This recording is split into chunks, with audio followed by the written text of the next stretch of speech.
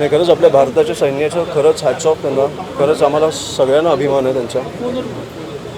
पण जेवढं दुःख किंवा जेवढा मी हर्ट होतो पहलगाम झाल्यावर, तेवढा आनंद किंवा सॅटिस्फॅक्शन मला आज मिळालेलं नाही. कारण ते अतिरेकी अजूनही आज फिरत आहेत. भारतात असतील किंवा पाकिस्तानमध्ये असतील, ते मोकळे फिरत आहेत.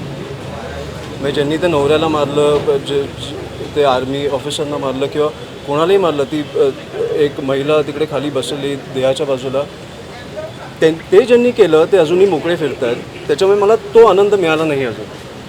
न्याय तेव्हा मिळेल जेव्हा ते 10 लोक किंवा 12 लोक जे आलेले ते मरतील, ज्यांनी आपल्या 25 जणांची हत्या केली. पाकिस्तान अजून पण इशारा देतो. कसला इशारा देणार तो? काय इशारा देतो? 9 ठिकाणी जाऊन आपण बॉम्ब फोडले, काय इशारा देणार? दोन्ही देशांमध्ये युद्धाची परिस्थिती आहे, कशा पद्धतीने बघता? जसं साहेब बोलले सकाळी की युद्ध हे उत्तर नाही आहे. ज्या अतिरेकींनी हमला केला आहे त्यांना ठेचून मारा. युद्ध हे उत्तर नाही आहे. तुम्ही सामान्य लोकांचा बळी कशाला घेताय?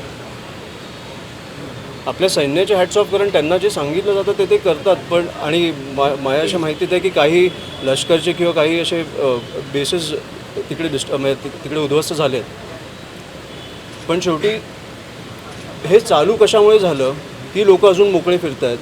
त्याच्यामुळे तो आनंद मला अजून मिळाला नाही आहे, कारण ते अजून मोकळे फिरत आहेत. साहेब, असे म्हटले का सकाळी का सरकारला प्रश्न विचारला पाहिजे, प्रश्न विचारत नाही आहे. काय वाटतं की या संपूर्ण प्रकरणाच्या संदर्भात, पहलगामच्या सुरक्षेच्या संदर्भात असतील सगळ्या, ते आत आले कसे? आपण विचारायला नको का प्रश्न? मी आपल्या भारतात घुसून मारलं आहे ना. आपण उत्तर देतो ते वेगळी गोष्ट, पण ते 25 लोक शेवटी गेली ना, त्यांनी त्यांचा जीव घालवला. ते आलेच कसे? त्याच्यामुळे हे प्रश्न तर आपण विचारलेच पाहिजे. यंत्रणेचं फेल्युअर आहे सगळं. यंत्रणेचं फेल्युअर आहे, पण शेवटी सैन्याला सलाम.